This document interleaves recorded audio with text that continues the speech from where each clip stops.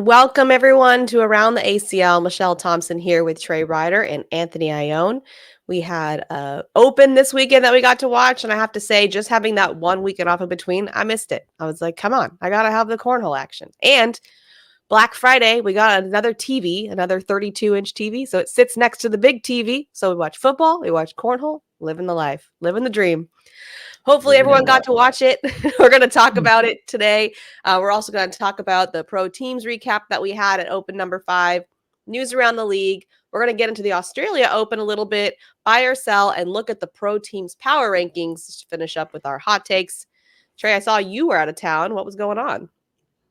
Yeah, so I had a good opportunity. So, I think I've alluded to this a little bit, but, taking on a little bit more of a different role for 2024. And part of that is overseeing ACL High School and ACL College. And so we have a growing relationship with the Big 12 Conference. So I had an opportunity to go out to Dallas for their Big 12 championship. I didn't go to the game, but we held an activation at some different Fan Fest experiences at the Big 12 championship. So just interacting with fans. We had 2 pros out there. So we had Justin Duke and Miranda Coy. They were, interacting with fans and getting cornhole bags in their hands. And we gave away some free bids to the National College Cornhole Championship, and it was a good time. So I brought the wife along with me, so she got to do some Christmassy stuff in Dallas. So, but overall, it was a good time.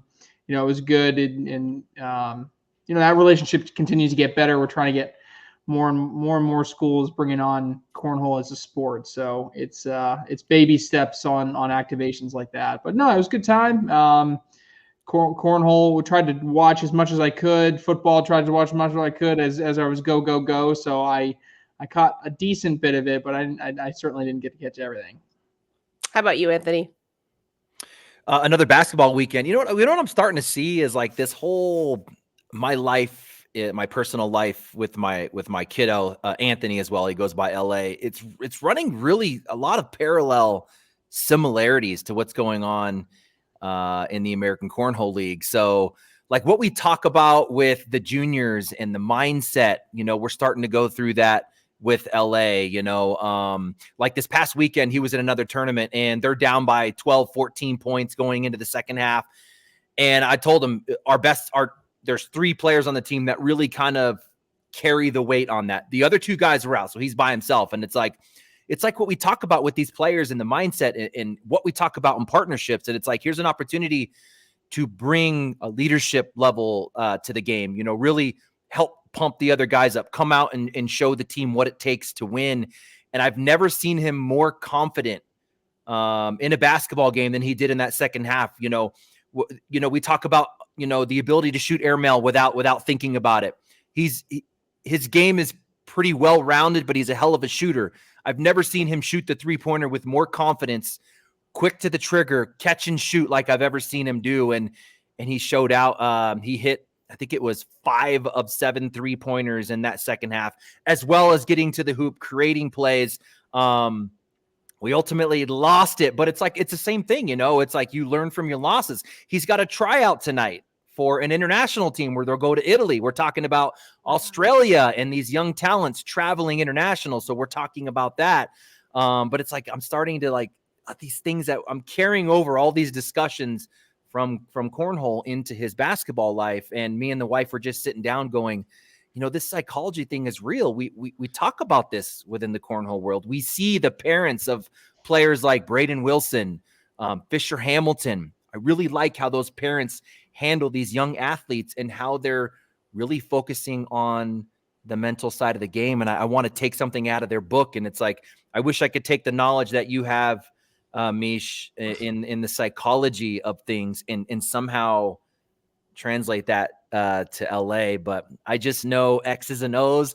So I'm really trying to learn. Actually, I just bought him for Christmas, the Mamba mentality book. It's just like, yep. I don't know, I'm just starting from scratch. I don't know. So I'm going to try different things. So I'll welcome any advice you have kind of moving forward.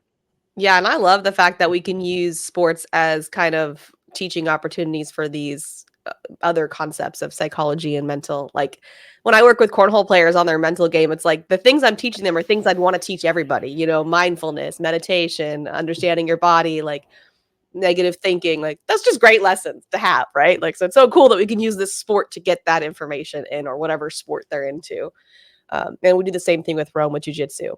So it's really cool to use it that way. All right, let's get into the Open that happened in Richmond, Virginia. What a weekend for Ethan Walker. The sweep. When's the last time we had a sweep? I was trying to remember. I turned to you, Trey, for that. Yeah. Yeah, It was if Hicks, you right? include a blind draw, I think it's got to be like Hicks. I mean, Okay.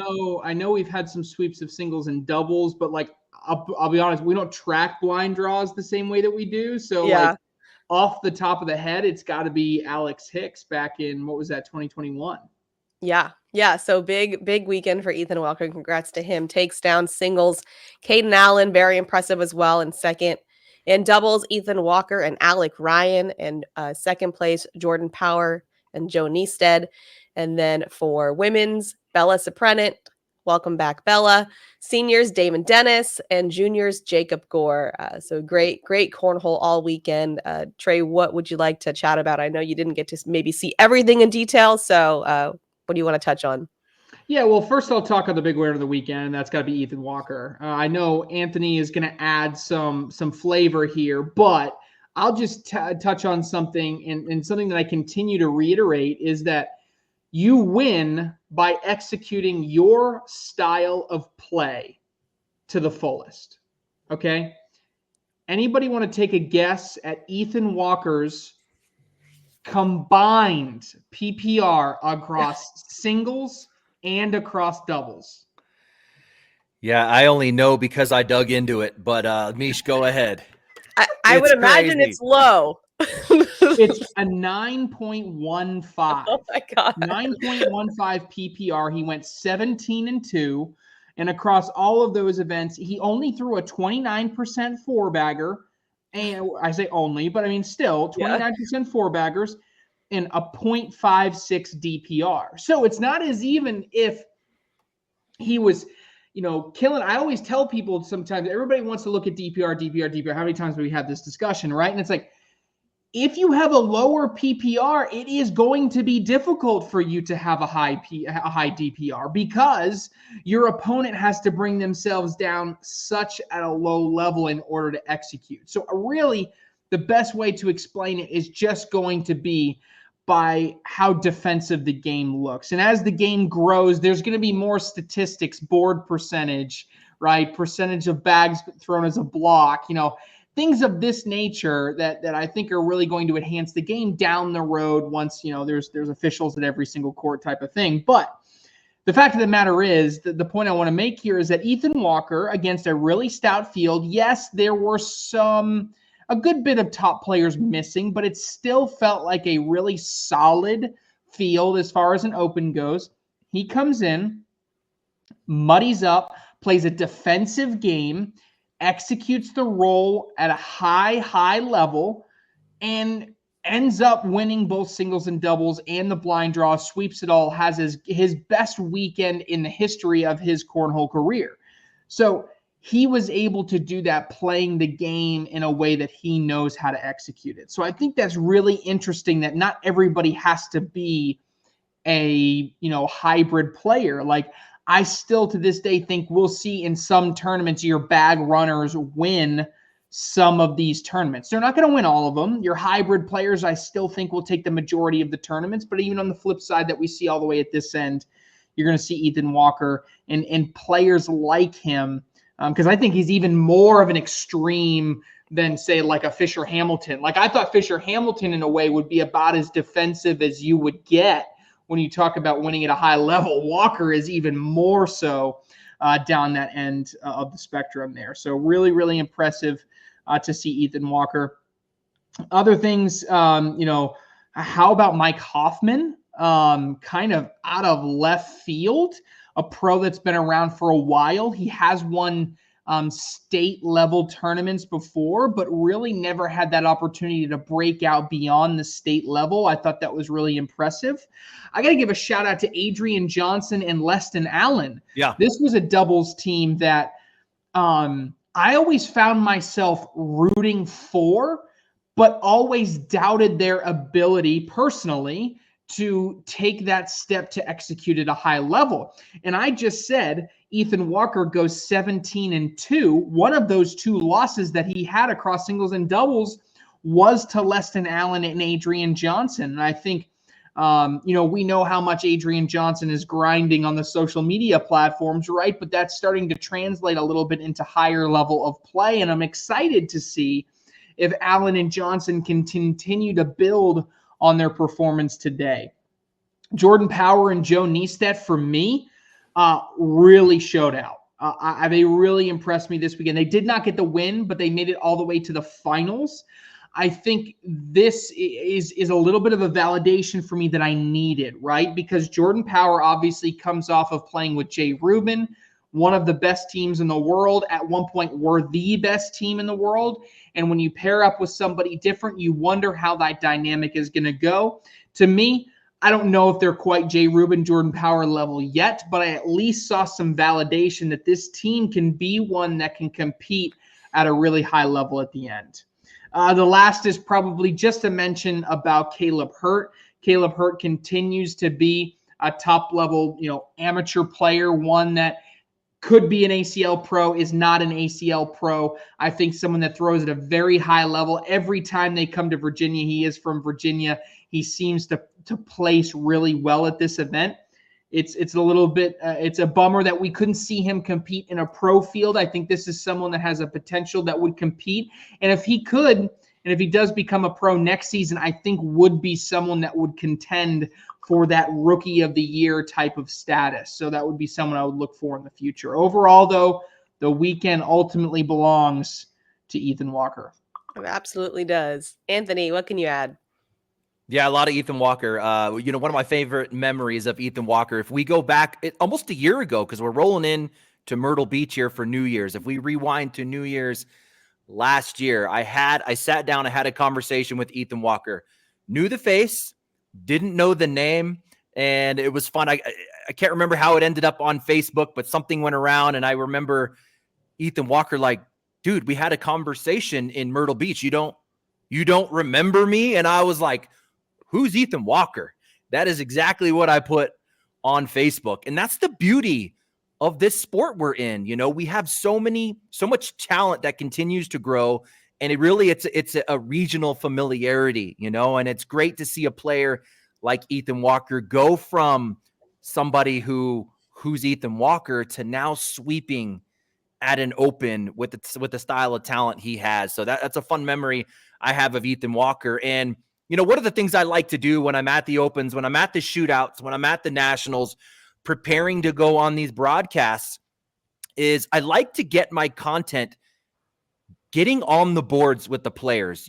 Sitting down and doing an interview will only get you so far, but I think you really get deep. You really get into what's going on at the player level when you get on the boards with them at 7:30, 8 o'clock in the morning, when the doors open and you throw bags with them. And I'll remember a moment I had with Ethan Walker, and it wasn't long. We threw bags for maybe 10, 15 minutes. And I kind of eyeballed him as a guy I thought, and I try and target people that I think could break out. We show up to a shootout. I think these 3 players could make it to a final. So I make an effort to get over and warm up with them, talk to them, throw bags with them. What bags are you throwing? How are those playing? Where's your game evolving these days? What are you working on lately? That way, you can take that information into the broadcast. And I remember turning to Ethan Walker and I was like, let me throw these bags you got. And he was throwing the cannons at the time. Oh my gosh. It reminds me of the Tony Smith combats, right? These things do not move when they hit the board. And I think that there's something to be said about that pedigree of a style player, a player that learns to play this game with the stickiest, slowest 2-speed bags, and then eventually evolves to slinkies. And we're seeing that right now with Tony Smith. He's had the ability to develop the game. He knows how to throw a flat bag. He knows how to manipulate and shape shots. And now when you throw these cheater bags in their hands, they still have the capability to bring those other shots, but take advantage of Mac's whole friendliness. And Ethan Walker is falling in those exact same footsteps of a pedigree. And that's why a month ago or so, I've kind of put myself out there and said, hey, watch out for Ethan Walker to do what Tony Smith did. Watch him to turn into a 49th ranked player and possibly be a top 10, top 5 player in the world, because he has that pedigree and he has that talent. Now, I think what's next for him, going back to how we opened the show, is developing the mental side of the game. If I go back to Myrtle Beach, one thing I remember about Ethan Walker, when he made a great shot, what does he do? He looks at the commentator booth. He looks at the crowd. He's looking for some type of validation or some type of pat on the back, but now you look at Ethan Walker, he's more focused on the game. He's really building that mental side. He makes a big shot. He buckles up, he goes down, and he gets ready for his next shot. He misses a bag. You see him nod his head, and he's like, all right, okay, that's fine. I'm going to come out of here with a 10. And I think that's the next step for Ethan Walker. Really proud of this guy, and it's not a surprise that he's doing what he's doing. But just to mention some other ones coming out of Ethan Walker, how about Caleb Hurt? Caleb Hurt, just like Ethan Walker. There's a lot of people watching this podcast that might go, who's Caleb Hurt? Well, we in the cornhole world know who Caleb Hurt is, another talent that hasn't made his way to the pro division. And there's so many of these guys out there. And, we're starting, as we're turning over each year, we're kind of that bottom half, or that bottom 25% of the talent pool is falling off, and we're pulling in Ethan Walkers. We're pulling in guys, that like maybe a future Caleb Hurt. We're replacing this with insane level talent. If you kind of look, what does the ACL look like? What does professional cornhole look like 5 years from now?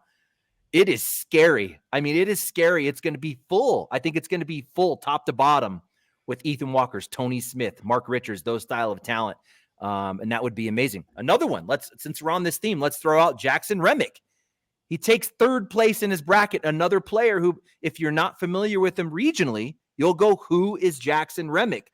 Well, Jackson Remick is another Ethan Walker, that same pedigree, throwing 2-speed bags to build skill, to be able to shape shots. Now he's pulling that together, and we're starting to see a Jackson Remick continue to show up. Kingsbury making moves. He makes it to the king seat, going through Clemmer, Sorrells, Birchfield, Shibner, another one. I don't like it. Remember that pick from the draft? I don't like it. Well, guess what? Shibner showing out. So I think that there's overall theme.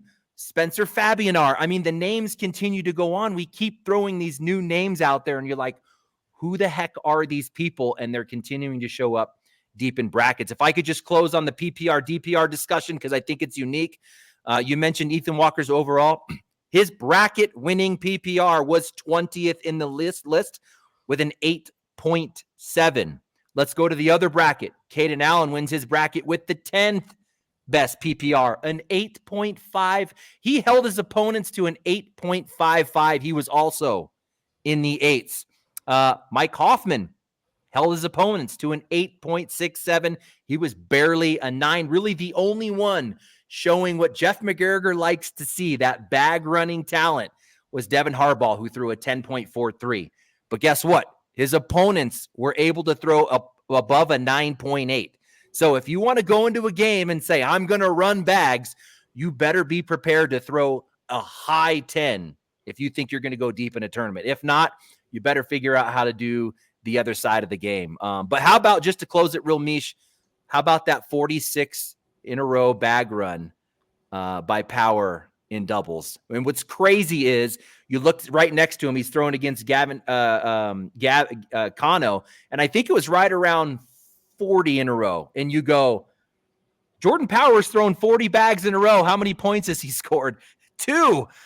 So Kano was right there with him, who had thrown 39 of 40.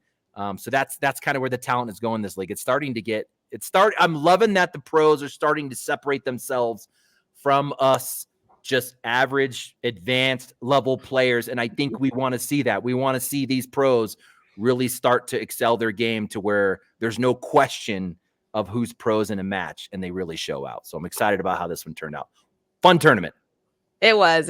And if I could give Ethan Walker any advice, slow down. I mean, if that kid just slowed down and was breathing, I think it would change his game. I love those matches though. Like it's go, go, go. You know, the same thing with Harbaugh Gore. Do we ever get a match between Gore and Harbaugh that isn't amazing? And the pace that they're going, I mean, I'm just like, this is what's up. This is what's up. Like it's so much more fun to watch at that pace. I'm sorry. Yeah, no, I think you're right, and I think there's a difference between being in the pocket and having speed, and then being a little erratic and having speed. So there you go. That's my 2 cents.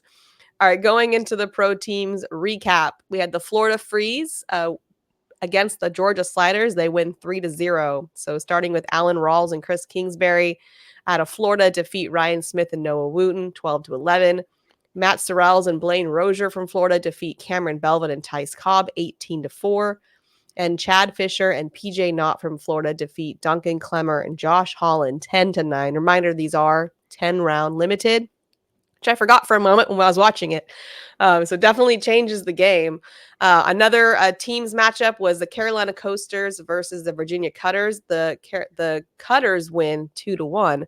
Landon Bass and Justin Stranger of Virginia defeat Jamie Graham and Frank Maudlin 8-7.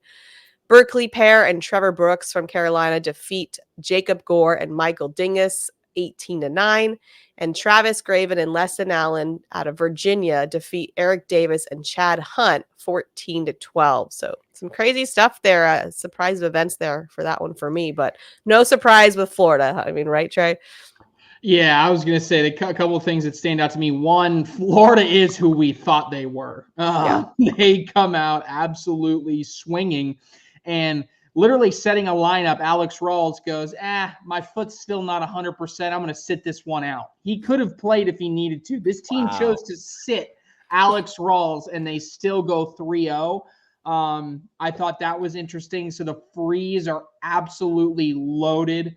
Then I look at the Sliders. Anthony's looking a lot more right than me right now. I was high on the Sliders, and look, you can't even take a game. I mean, we talk about Duncan Clemmer and Josh Holland can't win a game. You got to win that game. You got to win that game. Yeah, I mean, that hurts bad when you don't win that one. And then obviously when you have Ryan Smith and Noah Wooten going up against, a really strong team in Rawls and Kingsbury, it was like 10-9, I believe, or whatever. It was a point difference on the final. So right.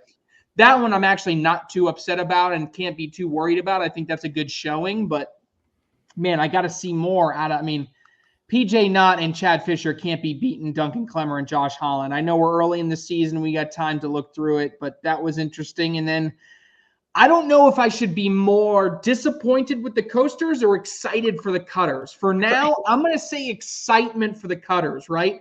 The Cutters are above 500, ladies and gentlemen. They are above 500. I think this is a team that's going to have an underdog mentality all year, and I think they're going to be fun to watch, actually, right? Stranger and Bass get the win over Graham and Maudlin, which I think is another issue that I don't like that they are not. You got to win that game. You got to win that game. Yeah, and then Graven and Allen, again, going back to Leston Allen, they come back and they get a big win there at the end against Eric Davis and Chad Hunt, right? So I think that one is – I think the Cutters are going to be extra motivated this year to play at a higher level because they just didn't have a great team last year, and they were dealt a bad hand. So, some really excited things to be excited. If you're a Cutters fan or you're a Freeze fan, you're excited in two different ways. But I think you got to be excited with how the season is starting. Yeah, absolutely. News around the league: we had the Northeast Conference. Tony Smith takes down singles, and for doubles, Cameron D'Ambrosio and Frank Verona. So, congrats to them. Also, we have the Australia Open coming up. Wally actually just left my house yesterday. He stopped over here in Cali on his way. So got to spend a little time with him. I know he's super pumped. Well, he's very nervous about the live stream equipment and getting it all there. And it's a long travel, but excited to be there. That's going to be December 8th through 10th in Tweed Heads, Australia on the Gold Coast. Live coverage will be on ACL TV beginning at 9 p.m. Eastern, Friday through 6 a.m. Saturday. So everybody get ready to switch your sleep schedules because you got to tune in. There's going to be singles, doubles, and a pro exhibition. So we've got some pros traveling there. Trey, what do you want to add here for the Australia Open? Yeah, well, first let me just, I think this is a lot of awesome things to celebrate when it comes to the continued growth internationally. Todd Kosicki has done a great job of building ACL International to be something truly worldwide, and our new partner down in Australia, Daniel Turner, he's been great. Daniel's been able to build out a really strong ACL Australia there, and we're it's a small base right now, but traveling there, it's not as if everybody in the field is an American. There's a good bit of Australian players out there, and they're continuing to play cornhole more and more. And I think that's just exciting. And what I always say is it's that first event that opens up people's eyes. I remember going to the Niagara Falls Canadian Open, and for the first time, everybody's eyes just went, whoa. And it was just this incredible experience that propelled the growth in Canada. And I think the same thing can be said here for Australia. There's going to be these Australian players that are going to see it for the first time. They're going to see Mark Richards. They're going to see Tony Smith, and they're going to, number one, number two, players in the world. And, their minds are just going to be blown by the level of talent that's going to be there. And I think that's really special. So just in general, I'm excited to kind of see the continued growth of ACL International and specifically ACL Australia, so that in future events, if in a year from now we're back in Sydney, or a different part of Australia, I really anticipate it to be even bigger and better this year. But looking at the registration list, it's definitely a smaller open, right? There's just under 50 players registered competing in the event, but it's what you would expect for a first-time international event. But we do have some top-level talent going out there.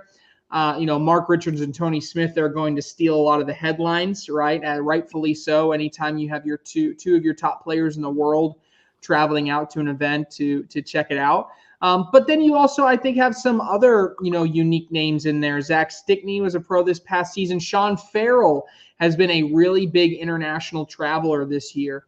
Or in the past few years, he's gone to a lot of the European events and now going to the Australia event. I really think Sean Farrell, has an opportunity here, even in doubles with the partner he's playing with, him and Stickney. I mean, they're going to have a chance to win this. And then I think it's also exciting to also have Canadian representation. So Connor Weiss is going to be going out there, one of the top players in Canada. He's flown out to Australia. He's going to be competing in the event.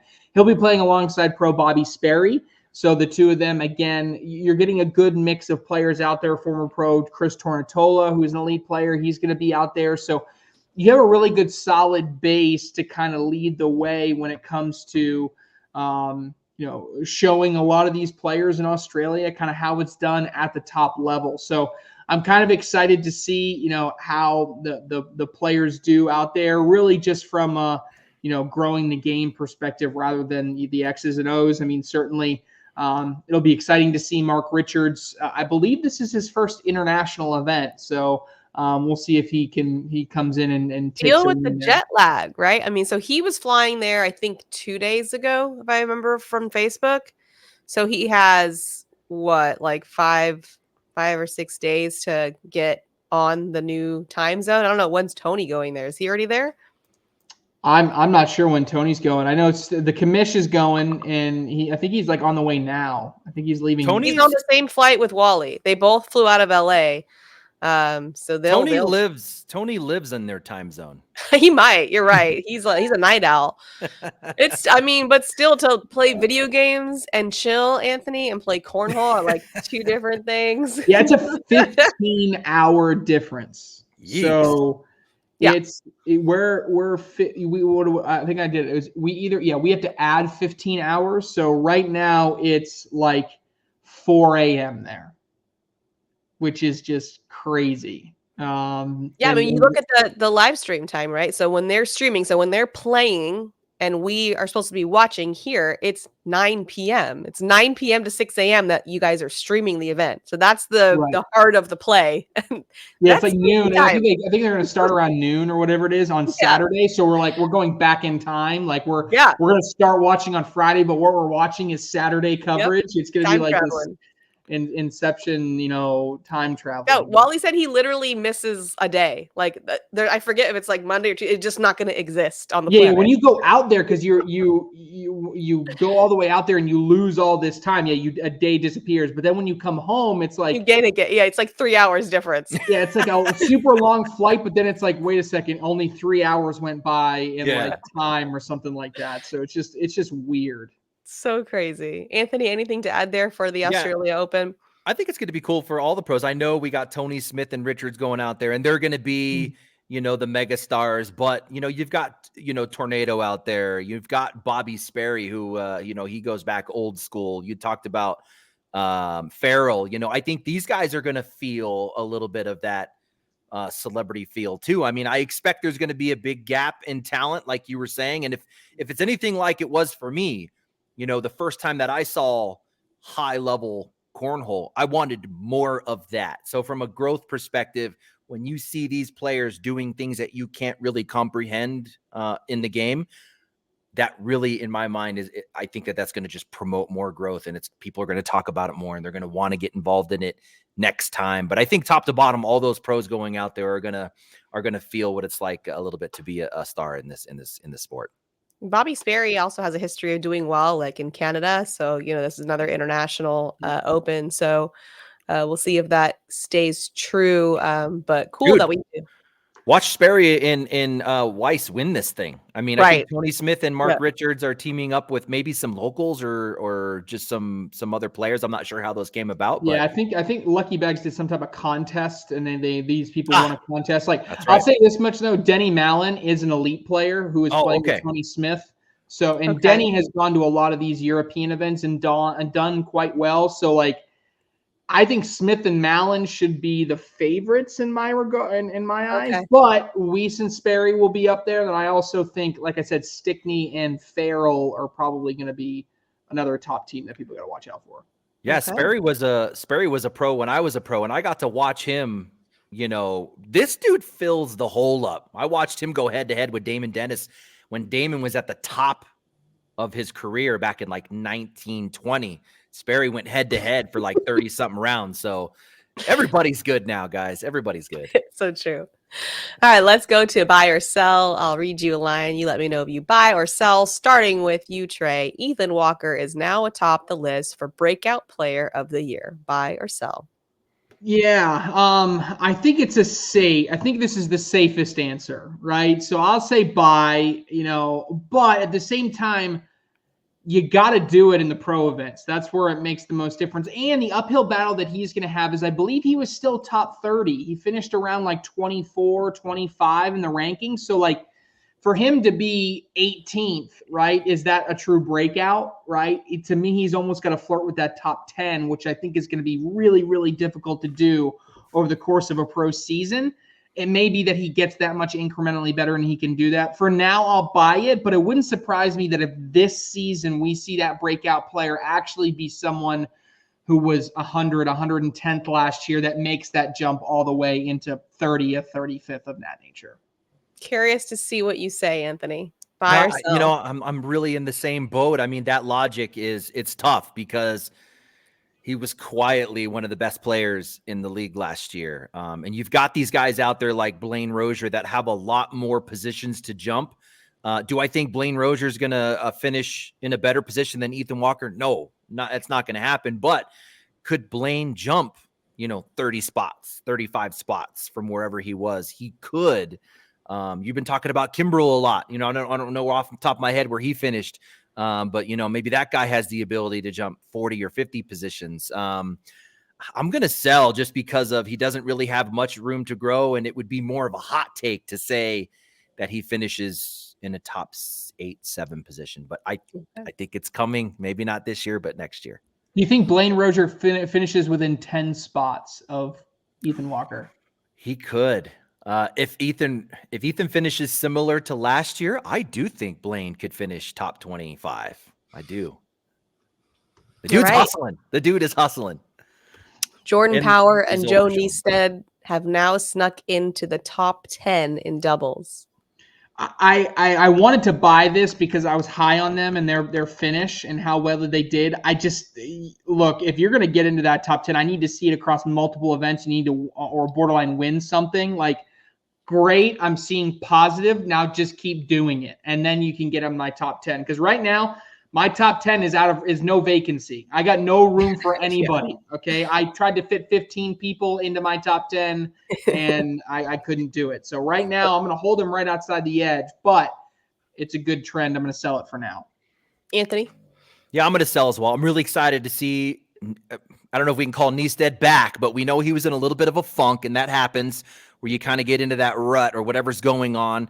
Coming out and breaking out this way, I think is great. Hopefully this is a turnaround for him. I can't figure out Jordan Power's ups and downs. It's like a roller coaster, man. It's crazy, right? If you look, it's like Jamie Graham. Like, what the hell? What is Jamie Graham like? I can't comprehend Jamie Graham at all. I get it. I mean, you look at what he did in doubles, right? 46 in a row. So there was 11 4-baggers in a row.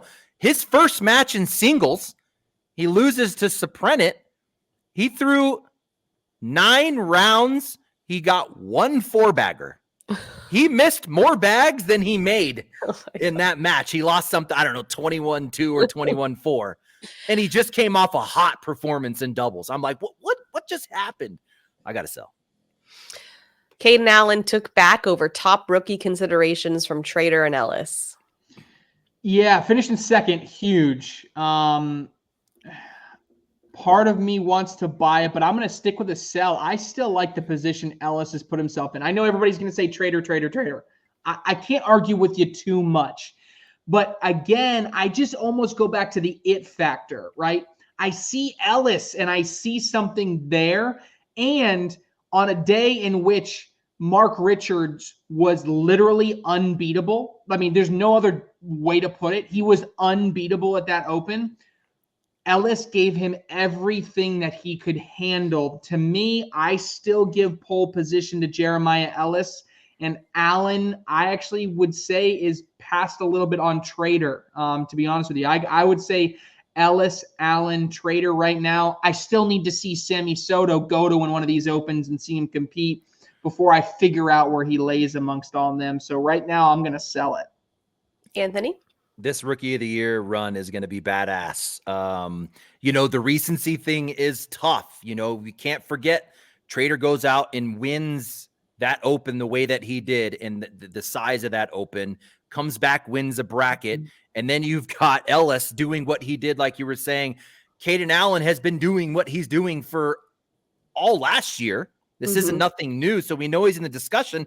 And then I think this weekend, apologies if I'm wrong, I thought I saw a post where Soto goes out and beats JBJ to win a big tournament this weekend. I believe that's right. So it's like now you got Soto who's beating, the guy that won a doubles and a singles national championship at the same national. So this run is going to be tough. I'm going to sell right now, but I tell you what, Ellis and Trader, I'm reverse on you, Trey. I think Trader has the advantage right now, but Ellis, Allen, Soto, all right on the heels. It's going to be a race. You're still worried about Devin Harbaugh's ability to finish. Yes, I am. I'm buying. I'm jumping in there. I'm buying. Buy. Stamp it. I'm still going to sell. Whoa. I don't. It'd be different if I saw something that was happening, right? I'm not seeing a trend of something happening. Honestly, if we want to talk about not finishing, I'm almost a little bit more worried about Tony Smith than I am Devin Harbaugh, because I see something different mentally with Tony Smith. With Devin Harbaugh, I mean, I'm talking about a guy that just lost to Caden Allen 21-20. I'm not talking about someone that completely fell apart. I mean, I don't know. I'm not as worried about it right now. It's still early. I mean, yeah, if there's a trend continues, we should be worried about it, but I'm not worried about it right now. It's a disappointment if the Florida Freeze don't finish the year as the top pro team. I'll buy it. The team on paper is disgusting. The team should win. This is a team that, And this is an NFL team that hit the salary cap the right way at the right time. They brought the right players in. They're built to win now. They need to win now. And I think this is a team that top to bottom is the deepest in the league. I think it's disappointment if they're not number one. Anthony? I agreed. If you ask Florida Freeze, they're going to say the same thing. It's going to be a disappointment. But let me clarify on the Devin Harbaugh one. It's weird. It's not because of a talent, like you were saying, Trey. It's not because of a mental thing or a talent thing. I think it's like, if there's a such thing, I don't believe in it, but it's like bad luck or like jinxed or something. Like he pissed off the cornhole god. He's jinxed. Yes. Agreed. Poor Devin. All right. And you're buying on the team, Florida Freeze? Yes. All right. Getting into the pro team power rankings. So you guys are both going to give your beginning season power rankings of pro teams, not doubles, just top 10. Trey? Yeah, so teams. So pro teams here. Number one, we just talked about it. I got Florida Freeze, number one. They look just that good, and they are that good. So I got them at number one here on my top 10. Number two, I have the Pennsylvania Ringers, the reigning champs. They brought back a lot of the same pieces. They add a little bit of depth here. I think overall this is still a really, really solid team. Missing Jacob Foreman from last year, that's going to be a little bit of a step back, but for the most part, I like the pieces that they brought back. Number three, the Missouri Mays. This is another lineup that is stacked. I could argue they could be number one if they didn't have to give up Gavin Cano through that offseason. But in the end, they do pick up people like Alex Hicks. They do have still those really, really core top players. Ryan Windsor leading the team. This is a team that made it all the way to the end this past season. I think this is a team that's set up again, and they just recently picked up Austin Renard, who found his way back into the division. That adds another layer of depth. I think the Mays are really, really good. Number four, I have the Arizona Burn. Anthony talked statistically about this team being one of the best, if not the best statistically. They were there at the end last year. They recently did just lose Florentino Mendoza, who's stepping away for health reasons. They do have to fill that gap. However, I still think it's a team that top to bottom is going to look really, really impressive. And so that's why I keep them in that top four. Wouldn't shock me if they're back there in the semifinals again. Number five, the Texas Bully Baggers. Normally, I get a little bit frustrated when a team goes out and tries to fill team players from their region specifically, but in this case, I think it's really worked out. When you talk about AJ Sims being able to play with Braden Wilson, when you talk about the reigning world champs Eddie Grindersleeve and Caleb Batson being able to play together, I really think you add some pieces like a Cameron Kingfisher as well as some other great draft picks, even someone like a Rosie Streaker, who is always criminally underrated. She's going to come in, run a lot of bags, and be a high contributor for the team. I really think the Texas Bully Baggers will be a team that could contend for that top spot in the National Conference. Number six, I had the Cali Slingers. I loved the trades that they went out and acquired Philip Lopez Jr. and Kyle Malone. I didn't think they had to give up a ton in order to get those two picks. A lot hinges, I've said previously, on Logan Hall. Can he contribute? But overall, I really like the Slingers from top to bottom, and you still got Tony Smith. 7, Ohio Aviators. This is a team that's solid top to bottom. Still got some holes for me. I like some things. They were able to acquire Gavin Cano. They were able some of these teams. I think they'll be solid. I just need to see high levels. I'll finish up 8, 9, 10. Kentucky Colonels, New England Woodchucks. And you know what? They earned it. Put my Virginia Cutters in there at number 10. They earned sitting there at number 10. I left out the Carolina Coasters. Coasters, get your stuff together, because right now the Coasters earned taking that 10 spot away from you. I really like what Jimmy Humes is doing with the Woodchucks. I hated giving away Kyle Malone, but they did pick up Ellis in that first round, which was going to be a good one. So I go Colonels, Woodchucks, Cutters at 8, 9, 10. Anthony, what's yours?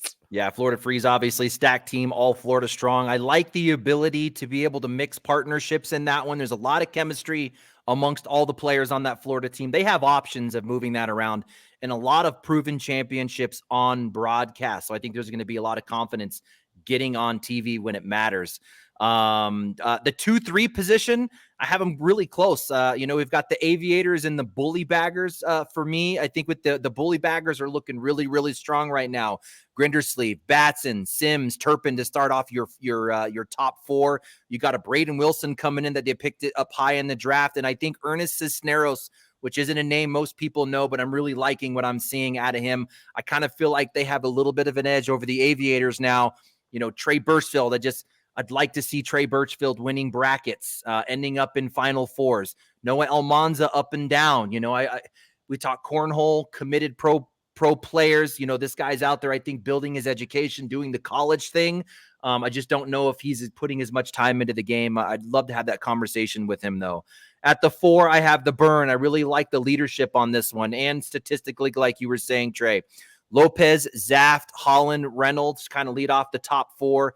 I really liked what I saw, how they put a lot of thought in how they were putting the partnerships together, how they were ordering those matchups, a lot of thought there. And I think that's going to come into play. 5, 6, 7, really close to me. Slingers, Ringers, Maze. The Ringers, look really tough out of the gate. You got Harbaugh, JBJ, Creek Killer. I think Brady Foster, about halfway down the roster, is going to prove that he's a really good player in this league. Trip Baker, I think, is an improving player. And then on the slinger side, Corey Gilbert at the 2 spot, he was, kind of your 6 that came back. I just don't know what I'm going to get out of a Corey Gilbert. I do like what Williams is showing as an improving player. Kyle Malone and Logan Hall on that team. Most people won't know Logan Hall, but be prepared. I think this guy is going to do a lot of work for this squad. And you mentioned the reasons for the Missouri Maze. I won't get into that again. Out of those 3 at that 5, 6, 7, I do like the Maze, I think, the most. Again, proven what they did last year. Ethan Walker's on that squad. I think is going to outplay his 4th position. Vincent Frisch coming out of the PDC. He's further down the roster. I think he's going to do a lot of work. I'd like to see a little bit more out of Juwan Smith. We talked about him coming out of the rookie showcase. Kind of some of the results, some of the matchups he's seeing, some of the matches he's losing. I think he should be winning those. So I'm really curious to see what Juwan Smith looks like in the pro division. At the 8, I got the Woodchucks. It's what I feel like every time Jimmy Humans puts a team together, they're always going to do better than where I put them. I think that there's just more strategy deeper than what we can see. But Jacob Trzynski is playing like a top 10 player. He's in their 2 spot. What's Storm Hogue going to give us? I think that's kind of why I'm falling down a little bit. I did rank them before I saw Alec Ryan's performance, because before going into this weekend, where's Alec Ryan? Well, there he is. So that gives them a little bit more. Michael Lucas Jr. Made some moves this weekend, but also had some bad moments in the tournament. I just don't know what we're going to get, but they do have Jeremiah Ellis on that team. So I think that's going to keep them strong. 9, 10 is really close for me. High Rollers and Timber. Looking at those rosters, it was Yeti Irwan who was at the top, kind of the captain of that squad. If you look to the other side, Tanner Halbert was the captain of that squad. So I think they're winning that right out of the gate. Then you go King, Hissner, Doss for the Timber, whereas the Rollers, I go Thorne, Cody Henderson, Eric Zockline. The High Rollers, I think, are going to get the nod on this one. For me, it's really going to take the bottom of the Timber to really show out, to really hold that top 10 spot. And that's like a Connie Altice, like when she came into the league and was throwing plus 10s all the time. That Caleb Medenka kid needs to show out. I think he looks like 8 or 9 down the list. I think he has the ability to play like a 5 or 6 person in that roster. So I'm going to go High Rollers 9, Timber 10. There you have it. Time for hot takes. Trey, you got one? Yeah, I got one. I think Tony Smith is going to be able to best Mark Richards because he's used to staying up at 3 a.m. and Mark Richards is not, from the jet lag. Tony Smith sweeps the Australia Open in singles. He wins it alongside Denny Mallon in doubles. Okay, going for the sweep. Anthony. All right, I'm going to go with Ethan Walker on the hot take, only because this is where I predict him to be, not this season, but next season. Again, following that trend of coming from the 40th something position to a top player in the league. I think that this year, hot take, right? I think he's going to be a inside 7 in singles this year. Wow. Woo, smoking hot. All right, for the Australia Open, I said it before. I'm going with Bobby Sperry and Connor Weiss. I think that they love that international travel, and I think that they will show out. But it's tough out there with Tony Smith and Mark Richards. All right, guys, that's all we got time for. Make sure you tune into the cornhole. Swap your sleep schedule, get whatever you got to do, and we'll see you there. Thanks for joining us.